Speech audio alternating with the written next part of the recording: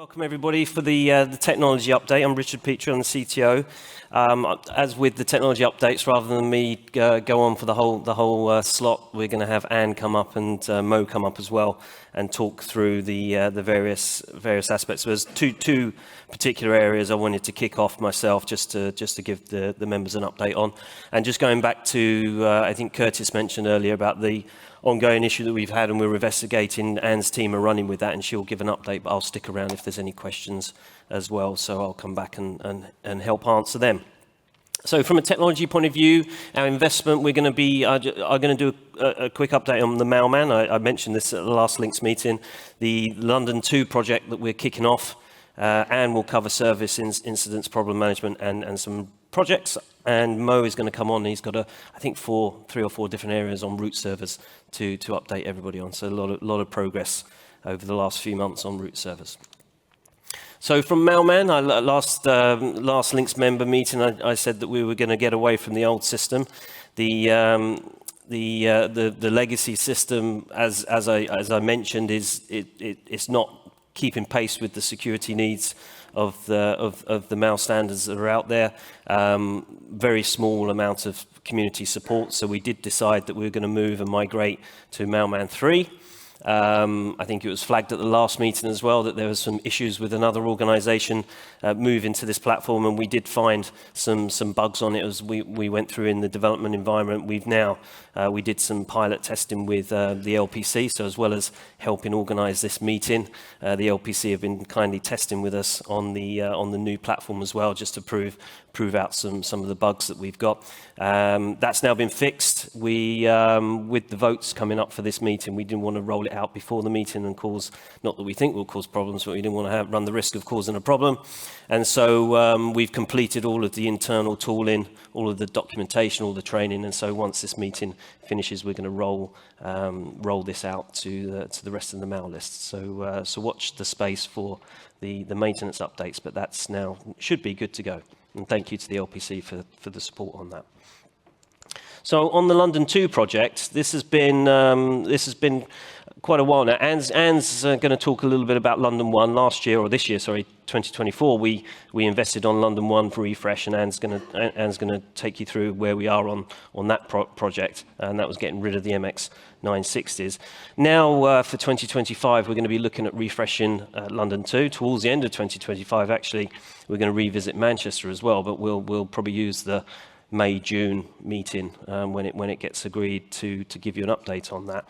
But for London 2, just to recap for those not familiar with what we did with London 2, actually it was back in around 2016-17 we had a refresh project, and at the time, quite early, probably quite early in the evolution of disaggregated networking, we picked the edge core IP infusion solution, which was one of the sort of, I would say probably for the scale of what London 2 was, one of the most significant disaggregated IXP rollouts, and it's been very, very successful over the years. I mean, we've had a very, very good return on the investment we made.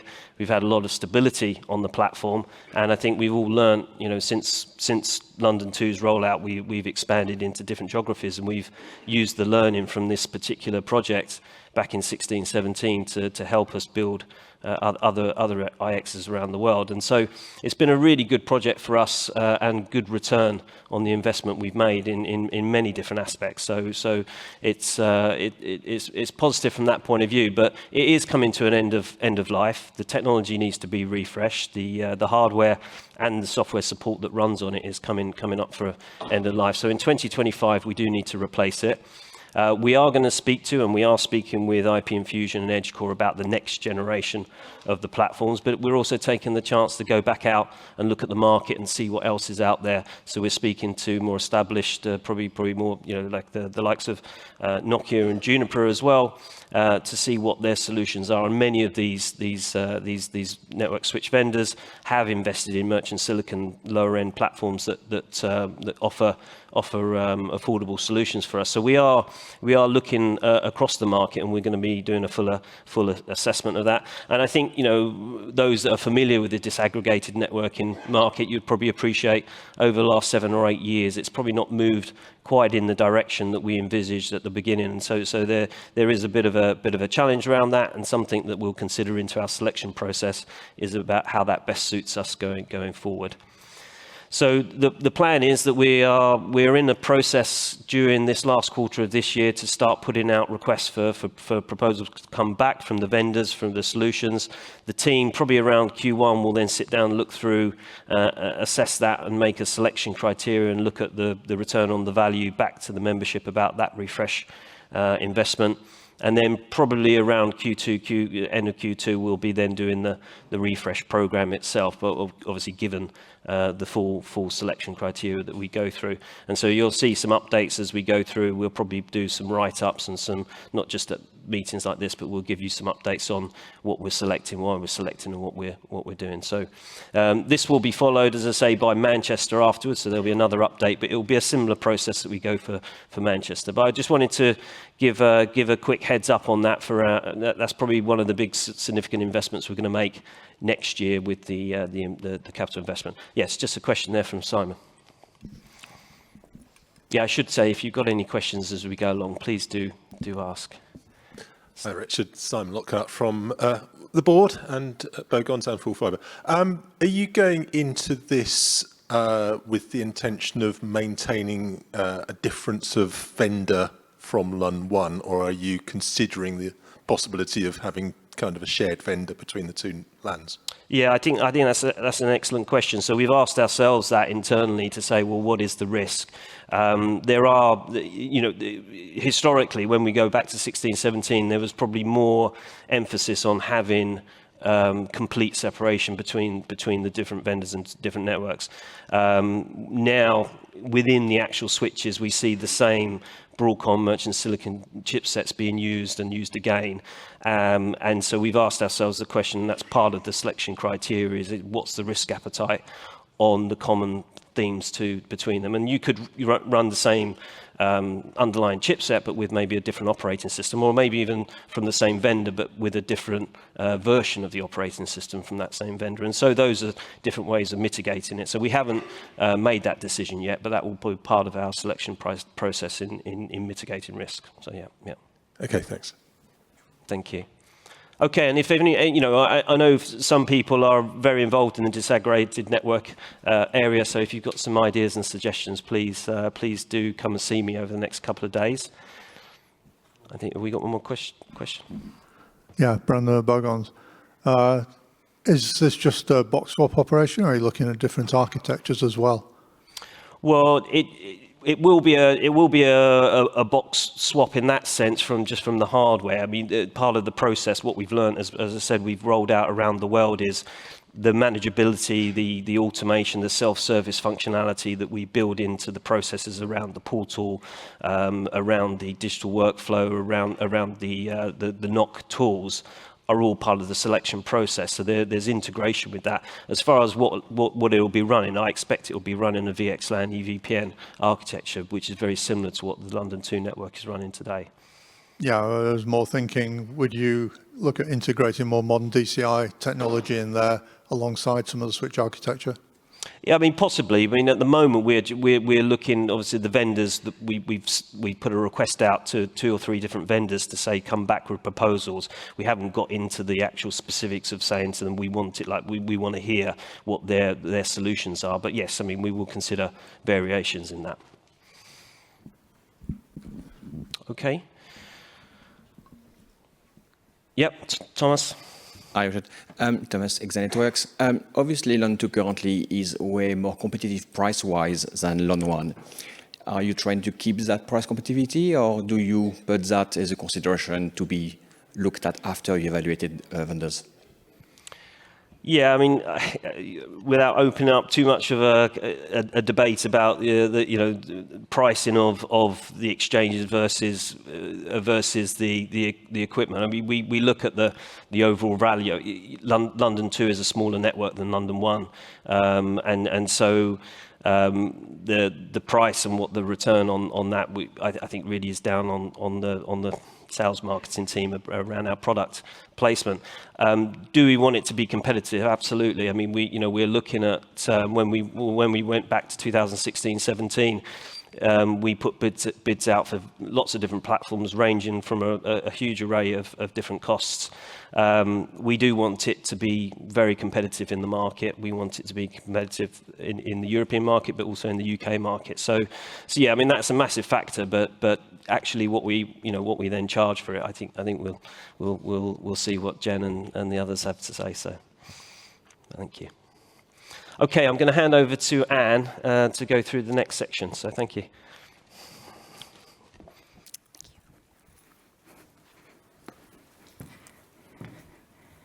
Okay, good afternoon, everyone. If anyone hasn't noticed, I've got my LINX t-shirt from 2009 when I first started LINX 15 years ago. So, hope you're all jealous. Okay, I'll be talking about our service incidents. This is a list of the service incidents that we've had since the last LINX meeting. Most events have occurred on our system side with a very small impact to members. Just highlighting the LUN 1, LUN 2, it was counted twice here. I was only one outage because it occurred when Virtus Hayes dark fiber between VPOP, Virtus Hayes and Telehouse North went down. Our dark fiber provider confirmed a large-scale fiber break involving an estimated 30 fibers across the London Metro.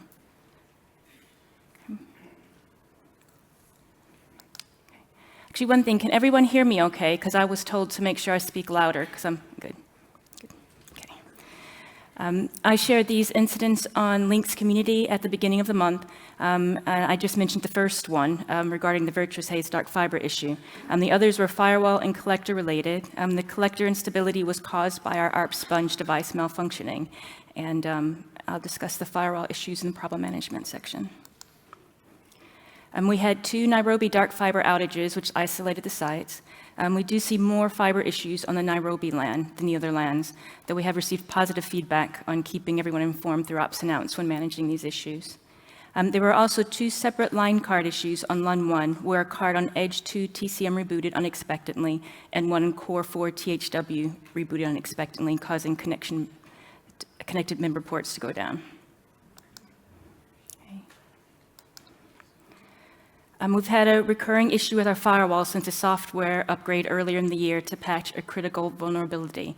It contained a memory leak and resource exhaustion, causing processes to be restarted without triggering a failover to the standby firewall. It resulted in disrupted access to LINX-hosted services, including the portal. We've worked with the vendor to resolve the memory leak, and the hardware has been replaced and software upgraded. It's been stable since the software upgrade in October. Yeah, good thumbs up from Alex over there. Okay, good.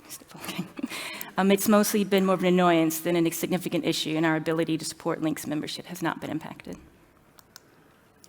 Another issue is the NTP2 server has been identified losing signal. The workaround has been to sync to another NTP device to allow it to validate external clocks, and a project is progressing to refresh the NTP servers. An update on the LUN 2 MAC and hardware MAC issue. As a reminder, it's because it's been one that's just been there for a while. It's when topology changes can use software and hardware MAC address tables to come out of sync. The workaround that is in place of checking hardware MAC address tables when rebooting a switch or ISL flaps has kept things stable, and it hasn't reoccurred since late last year. It will be mitigated by migrating to a new hardware vendor next year, and we're continuing to monitor it. We are nearly finished closing out issues highlighted with power, including remediating issues after the Core 3 THW power issue, including power audits, maintenance, cables replaced, and routers moved to 3-phase power. There's only one task remaining, the grounding of Edge 1 EQ4, which should be finished soon, so hopefully we can close that out. The other was a PIM issue on Edge 1 TH2, when I2C errors on PIM3 spread to all fabric planes across the edge, causing all FPCs to reboot. We were advised by JTAC that there was a very low chance of recurrence, and the bug fix will be incorporated into our next run of software upgrades in Q1 or Q2 of next year. We're continuing to monitor that as well. Here's the issue that Curtis already mentioned as well, so we'll go into it a little bit more. But if you do want to know more about the hygiene, I've talked to some of our senior guys here, and they're very happy to do a presentation at the next LINX meeting, as Curtis said. But so just a kind of a high-level overview is the recurring issue highlighted by members is issues with unicast traffic on LUN 1. It's been found that a few members have been responding to unknown unicast traffic incorrectly, forwarding on traffic, causing members to receive incorrect ARP entries. IP addresses bound to the member MAC addresses are responding erroneously to the unknown unicast. The issue was resolved early morning yesterday for all identified members. I think it was 1:30 we got the email confirming from the member. This issue came up last year, and based on Juniper's recommendations, the unknown unicast policer was limited to the lowest value of 8K rather than drop completely. We are working with Juniper on dropping the unknown unicast traffic rather than rate limiting it. I know Mark in the room, he's been going out with calls with Juniper, so we're actively working on this. We have tested dropping unknown unicast on the Juniper MX10Ks, where a filter was applied dropping the traffic and reachability issues were observed between test CEs, while the PE router's MAC IP proxy ARP table were propagating correctly. We are continuing to work with Juniper on it, and just to note, we do drop all unicast at SAP ingress on the LUN 1 Nokias and aren't having any issues, the Nokias. There is another Juniper bug where there is a delay in the unknown unicast policer being applied when a MAC is withdrawn. Traffic is flooded briefly without being policed. And this is also fixed in a newer version with upgrades planned for Q1 of next year. Okay. Projects. Just to mention the LUN 1 update, we've migrated all 10 gig members in Slough and Nokia SR2 SEs and have decommissioned the MX960. We have one final MX960 that we're moving in LD9 that's progressing now. Nokia SR7s installed in Telehouse North 2, 40 100 gig, 400 gig connections from Telehouse 2 that were long line to THN and THW have been migrated back to TH2. SR7 is being used to connect members directly into TH2. Okay. And work is also ongoing to increase core capacity. Yes, we talked about that. Okay, repeating. Other projects to note, we received our certificate for our ISO 27K pass in October, including all of the data center audits as well. So it's been really good. The teams did a good effort on that. Regarding Riyadh, the new internet exchange in partnership with Center 3 was live right after the last LINX meeting, and it's hit a peak of over 900 gig. And I feel like I'm repeating a lot of what Curtis said. Apologies for that. And as announced recently, we are building Accra and Mombasa in Q1 of next year. At the current time, the engineers are doing all the pre-work for that, like ordering dark fiber, racks, and equipment and things. And with Nairobi, again repeating Curtis, Maps Nairobi went live in September, and we have expansion plans to PAX Data Center in Q1. And just to announce our change screens for Nova is from 5 p.m. Eastern Time, 10 p.m. British Time next Wednesday, and to November to 9 a.m. the 2nd of December. And the Christmas change free starting at 5:30 on Friday the 13th through to 9 a.m. Thursday the 2nd of January. Okay, any questions before Mo's root server update? Or you can just catch us and a lot of the senior engineers who are with me in the break. Thank you. Cheers. Hi, I'm Mo I'm Mo, one of the engineers. I'm here to give you the root server update, as Anne said. So I'll start with what we're doing with Bird. Currently running 2.13.1 on all our LINX root servers. Been running it since we deployed Bird 2. So we're going to go for 2.15.1, which is the latest release. Still needs to qualify in our lab, but I'm pretty confident it's going to work, as I know some other XPs are currently running it as well. We'll also do the same deployment on all our LINX collectors as well. Even though we've just upgraded all our LINX collectors to Bird 2, we'll go ahead and do that in the new year. OpenBGPD, we're going to upgrade to 8.6 in the year as well, from 8.3. We are a few releases behind. And also, as part of this upgrade, we're going to take the plunge and deploy it on RS3 in LINX1. A bit of a disclaimer for us to go on and say it, that lab work in the lab is similar to what you do in production, so I'm hoping it will work, and big thumbs up for the deployment. So we'll do that, and we'll also roll out our OpenBGPD to our sites in Riyadh and Jeddah. For our looking glass, we're still using Alice. But we've had several issues. There's one that's been going on for quite a while where the looking glass was crashing over when non-transitive extended communities were being announced to the root server, and we had to put a workaround in to stop that from happening. I believe the workaround has been fixed in 8.6 on OpenBGPD, so I'll need to test that once I get around to the lab, and hopefully I'll have an update for you on that in the next at the next meeting. There is another issue that we do see with Alice. It's been reported a few times with the API where the actual Alice looking glass can't connect to the root server. It's a bit of an anomaly, this one, so I'm still looking at it. I've raised it with the developer, but I'm not really sure what's going on, but hopefully I'll find the issue and report back to you in the next meeting. We're going to enable RFC 9234, which is for the root leak detection and prevention, not commonly caused by misconfiguration errors. It works basically on a role basis. I'll go into that more on the next slide. It's not to be considered as a security mechanism in any way. It's just there to stop root leaks. Unfortunately, it's not really been picked up by any of the major vendors yet. It's only supported on Bird, OpenBGP, FRR, and MarketTech, which is only a partial support. How it works, so the first part of it, how it works is, it works on a role basis. So you configure you have to have your roles matched. The roles are root server client, as in what we'd use on the root servers. There's provider, customer, and peer. So you have a provider and a customer as a match, and peer-to-peer as a match. If you do mismatch the roles, a session between yourselves will not establish. As you can see, there's a snapshot there of where that role parameter sits in the OpenBGP, in the update, so the open message and BGP. Once the sessions are established and the root server receives the updates from its peer, it will look for something called an OTC attribute.